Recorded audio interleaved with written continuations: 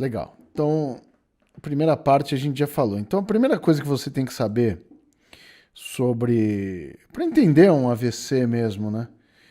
Primeiro, qual é a artéria acometida? Beleza? Beleza. Então, vamos supor que é a artéria cerebral média aqui, ó.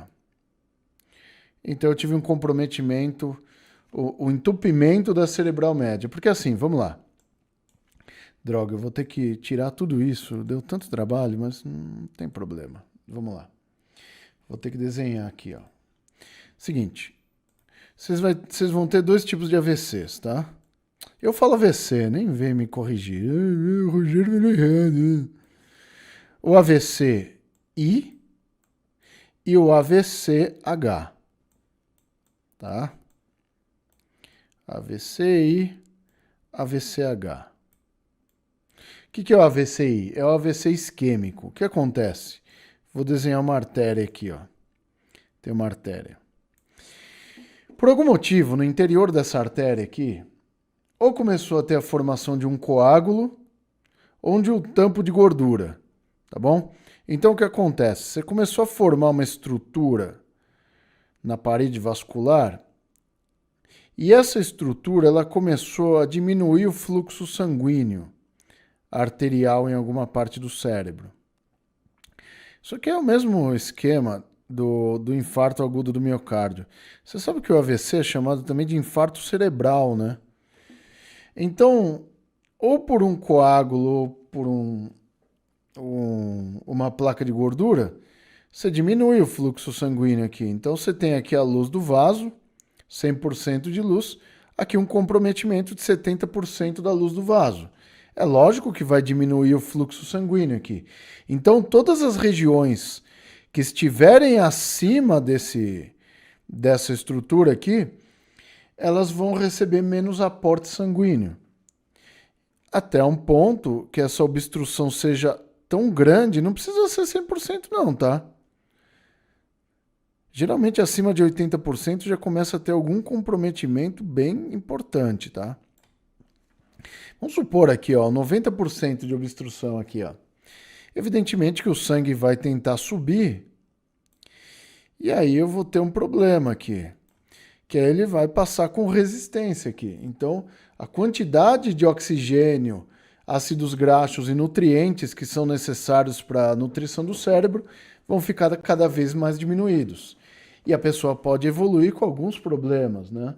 Já começa a ver alguma alteração motora, no caso das cerebrais, alguma alteração comportamental, no caso das anteriores, alguma alteração visual, no caso das posteriores. Então, essas obstruções grandes, antes da pessoa entrar no estado de AVC mesmo, desmaiar, perder a consciência, tudo, ela já começa a emitir alguns sinais.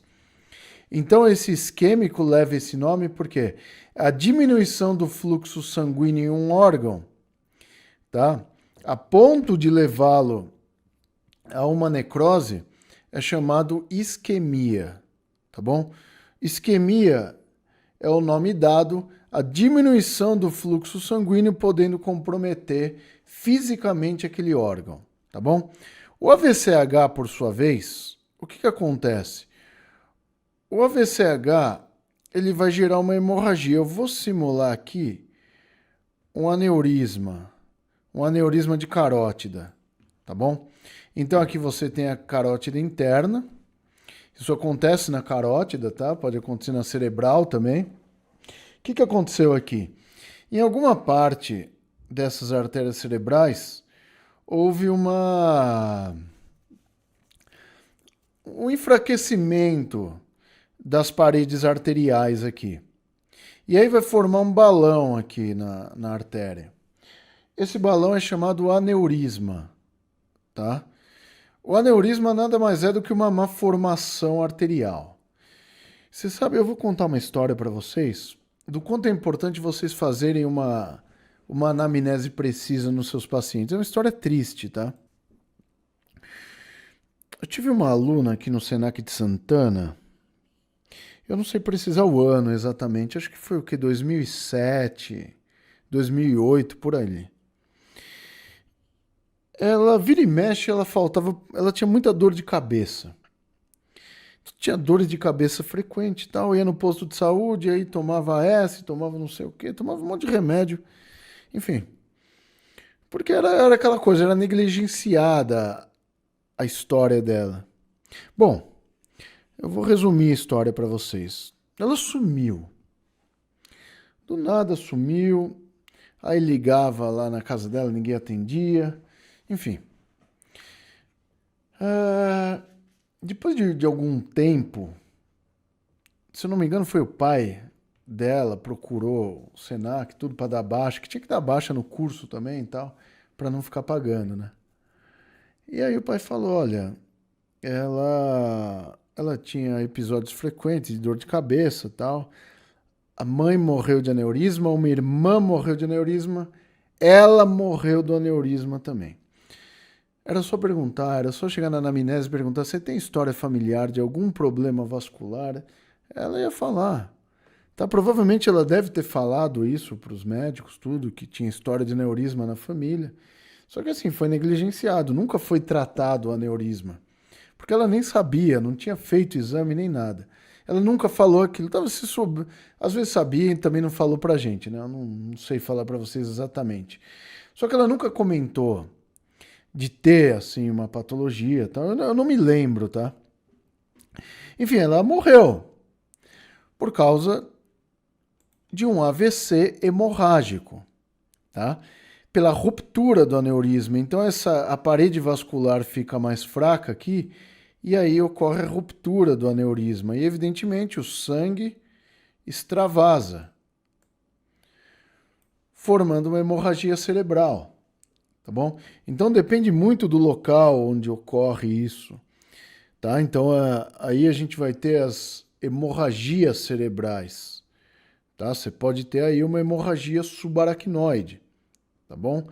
Uma hemorragia subdural, então depende muito do tipo e do local que acontece aí. Quando acontecem essas hemorragias, vai ficar um coágulo espalhado pelo tecido cerebral. E, gente, vocês podem estar se perguntando assim, né? Pô, o AVC hemorrágico ele é mais grave, né?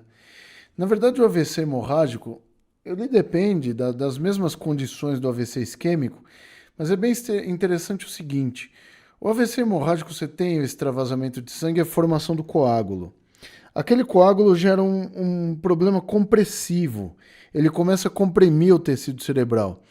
Porém, depois que é drenado esse coágulo e essa compressão diminui, se diminui a pressão intracraniana, dependendo da artéria acometida, geralmente os AVCs hemorrágicos, se não levarem a pessoa à morte pela hemorragia, as sequelas deles tendem a ser menores do que um AVC isquêmico, tá? Dependendo todos os fatores que a gente vai falar para vocês, tá bom? Mas é importante que você entenda, não é porque o AVC é hemorrágico que é mais grave, tá bom? Por quê? Porque nem todo AVC hemorrágico leva à morte de tecido cerebral, entendeu? Suas sequelas são compressivas. Por outro lado, o AVC isquêmico, que é uma isquemia, é um infarto cerebral. Quando a pessoa tem um AVC isquêmico, aquela área do cérebro que para de receber sangue, ela morre. É o que é chamado de infarto cerebral. É o mesmo princípio do infarto do miocárdio. Quando o cara tem um infarto no coração, aquela área do coração morreu, já era, tá bom? A pessoa vai viver com restrições. Quando a pessoa tem um AVC isquêmico, aquela área do cérebro morre. É um infarto, é uma necrose. Então, o AVC isquêmico, do ponto de vista sequelar, é pior. Porque você tem morte do tecido cerebral. E aí as sequelas que ele traz para a gente, dependendo do tamanho da lesão cerebral, acaba sendo muito grave. Às vezes, até na fisioterapia, você não consegue reverter alguns quadros, tá? Aí não tem plasticidade cerebral que vença isso. Então, aqui tem um outro fator que interfere aí para vocês entenderem a sequela da pessoa. O primeiro, Qual artéria foi... Sabe aquelas perguntas que eu falei para vocês fazerem? Primeira, qual artéria é cometida? Segundo, qual o tipo de derrame que a pessoa teve? Foi isquêmico ou foi hemorrágico? Segunda pergunta que vocês têm que fazer, tá bom? Estão entendendo, gente, qual que é o princípio da coisa? Eu não posso virar lá e na hora que a pessoa tem um derrame, você já vai falar, vai ficar assim, vai ficar assado. Não tem como saber. Às vezes sai sem nenhuma sequela, cara. Tem de tudo, cara. O corpo humano é uma caixinha de surpresas, irmão. Vamos ver aqui. Vamos ver o que o pessoal... Gente, pode comentar o que vocês quiserem aí. Helena perguntou, o que significa ter um AVC transitório? Não se chama AVC transitório, chama AIT. Tá? Deixa eu explicar para você o que é um AIT aqui. Ó. Vou pôr aqui embaixo. Ó. AIT. AIT é como se fosse um mini derrame. Tá? Isso aqui chama ataque isquêmico transitório.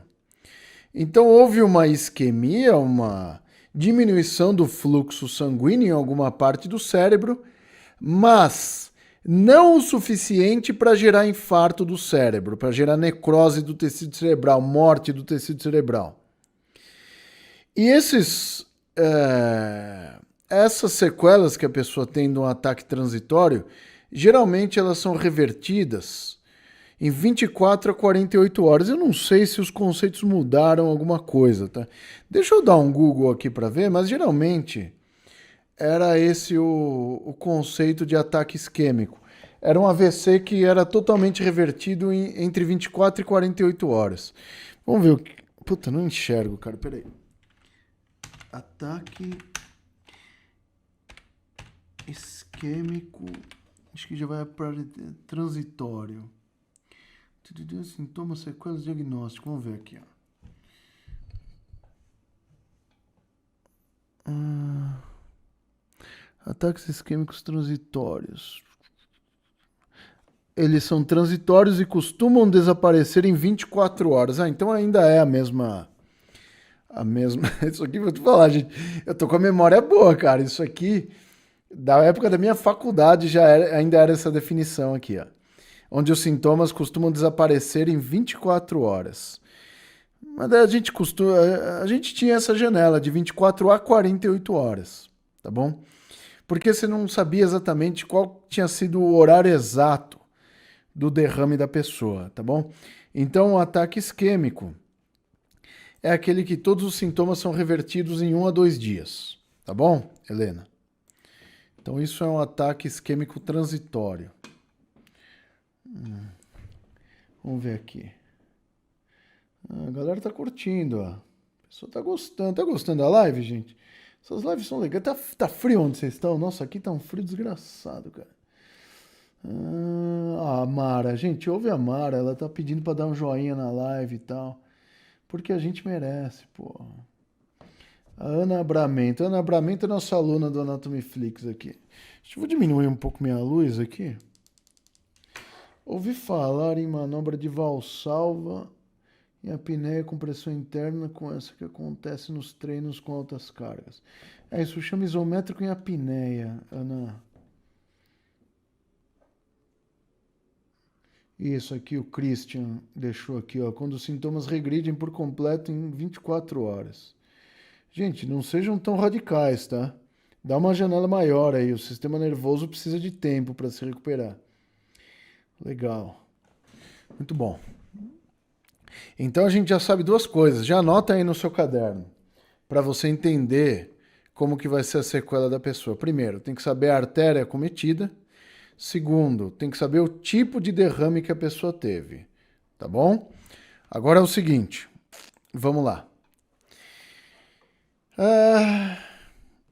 Legal. Vou ter que apagar isso aqui, ó. Vamos lá para nossa cerebral média. Então tá aqui, ó. Vou pegar aqui a nossa carótida interna. Aí vamos fazer aqui pegar a nossa cerebral média e vamos meter o louco aqui, ó. Pegar todos os ramos dela aqui, ó. Vamos meter um comprometimento bizarro aqui nele.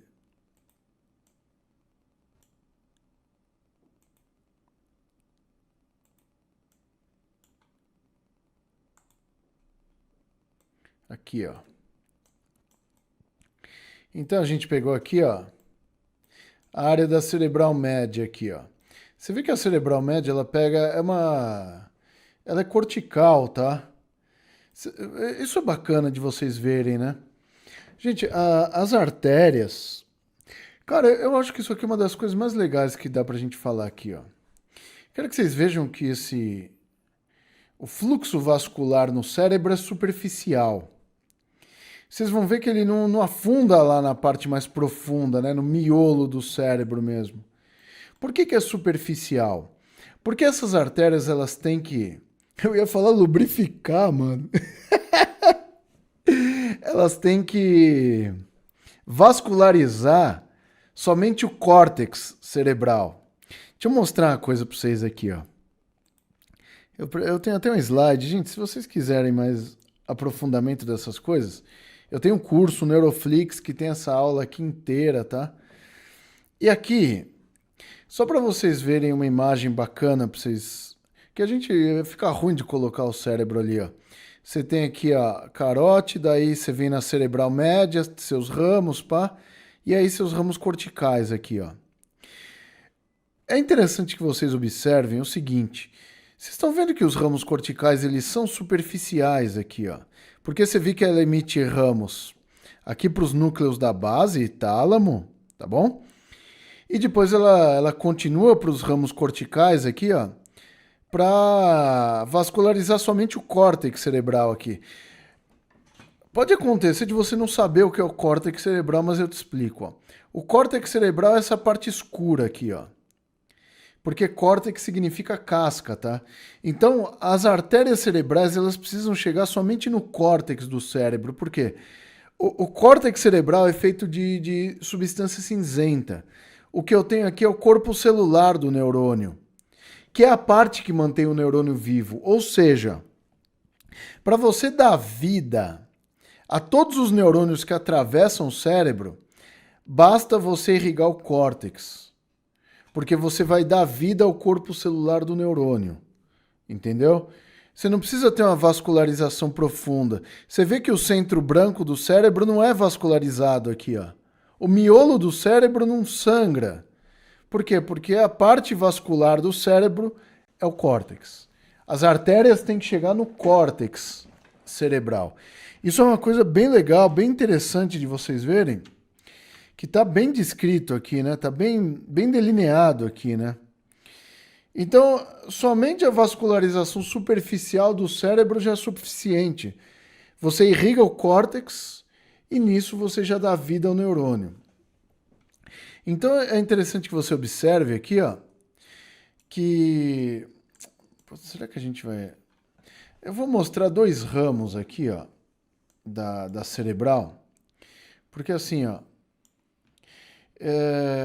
esse aqui, ó, esses ramos aqui, são os ramos que vão irrigar aquela parte do cérebro que são aquelas partes principais do... parte motora e sensitiva. Essa aqui é a artéria do sulco, tá? Do sulco central. Eu vou ter um sulco central no cérebro. Vou colocar o cérebro aí, vai, meu. Essa tem a artéria do sulco. Vamos pôr o sistema nervoso. Aí eu vou ter que tirar aqui as paradas. Vamos lá, vai. Até fica visível aqui, ó. Agora sim, ó. Legal. Vocês viram aquele ramo? Esse aqui, ó. Essa aqui é a artéria do sulco, tá? Artéria do sulco central. Olha que interessante essa artéria do sulco central aqui, ó. Essa artéria do sulco... Ó, vou falar pra vocês. Se você não der o joinha nessa live hoje é porque você é muito mal agradecido, cara. Eu vou fazer a multisseleção para você entender o que acontece aqui, ó. Essa artéria fica posicionada no sulco central. O sulco central, ele divide o lobo frontal, que é esse aqui, do lobo parietal, que é esse aqui, ó.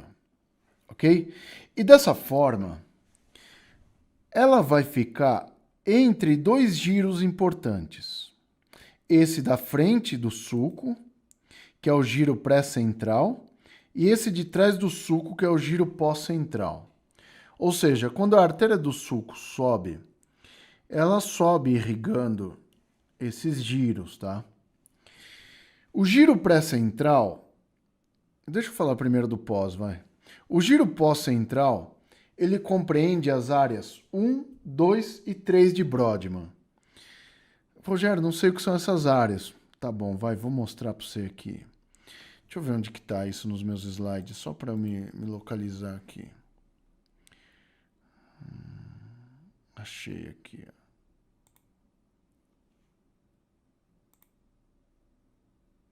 Vou ter que apagar aquele slide, agora eu vou mostrar para vocês aqui, ó. Olha que interessante aqui, ó. Opa. Cadê meu negócio? Eu perco minhas telas, cara. Tá aqui, ó. Deixa eu mostrar para você. Áreas de Brodmann. O alemão doido lá. Sulco central. Giro pós-central. Giro pós-central compreende as áreas 1, 2 e 3 de Brodmann. Áreas 1, 2 e 3 é o que é chamado de área somestésica primária. Ou seja, é a área sensitiva do seu corpo. Toda a sensibilidade do seu corpo, ela é controlada nessa porção do cérebro aqui. Mas, Rogério, o cérebro é grande. Mas ele é todo compartimentalizado, tá? Essa área aqui, área 1, 2 e 3, o giro pós, ela cuida somente da sensibilidade do seu corpo, sensibilidade somática. Por isso que é a área somestésica primária. Por isso que as pessoas que têm um AVC na cerebral média, quando tiver esse comprometimento da artéria do sulco, pode ter um comprometimento sensitivo, ela perde a sensibilidade em algumas partes, propriocepção, um monte de coisa, tá? Mas perde a sensibilidade absurdamente nesse ponto. E aí, voltando lá no nosso esquema aqui, ó, você tem aqui o giro pré-central. O giro pré-central é a parte da frente do sulco, é a área motora primária. É a área 4 de Brodmann. Tá bom? Aqui, ó. Aí, vamos voltar lá, cadê? Aqui, ó.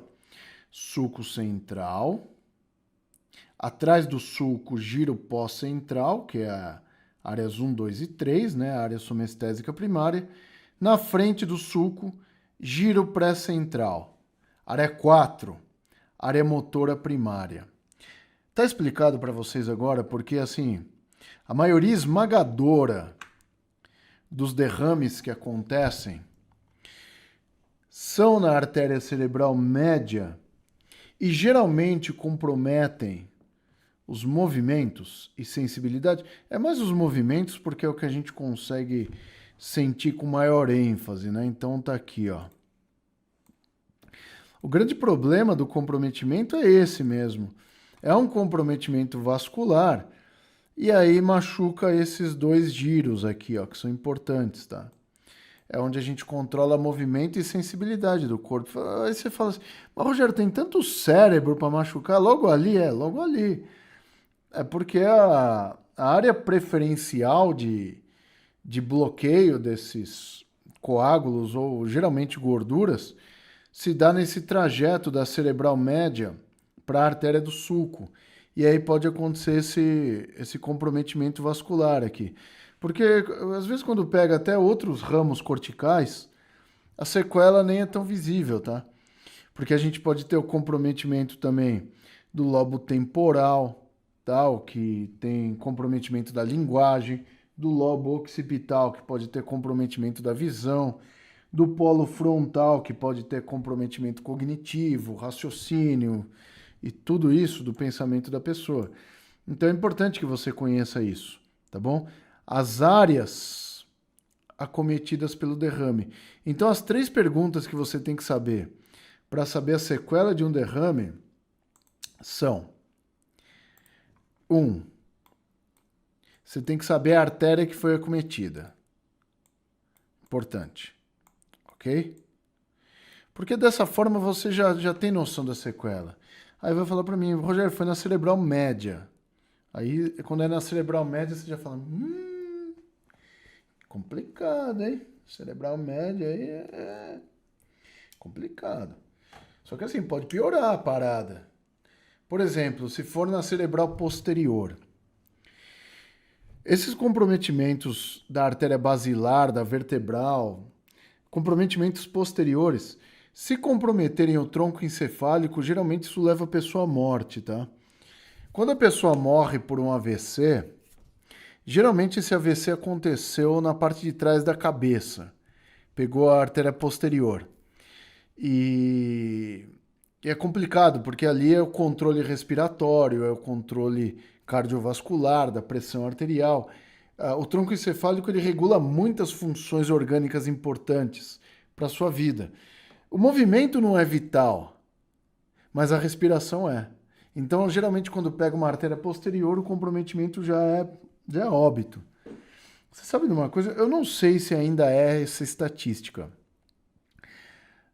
Até 10 anos atrás, a doença que mais matava brasileiros era o AVC. Mais do que infarto. Infarto era o terceiro. Era AVC, câncer e em terceiro infarto. Eu não sei se ainda está nessa, porque eu estudo anatomia, eu não estudo estatística. Às vezes vocês podem saber disso melhor que eu. 2. Qual o tipo de AVC? Isquêmico ou hemorrágico? Ok? Pergunta 3. Qual a área que esse AVC acometeu?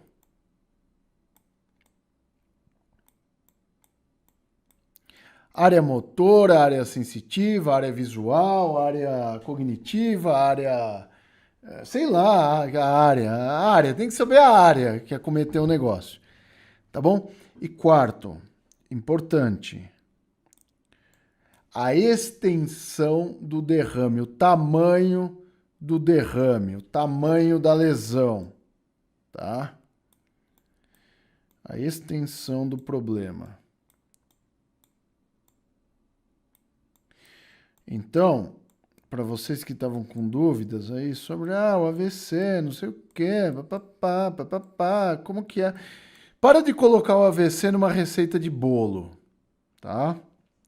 O AVC é muito importante para ele entrar numa receitinha de bolo.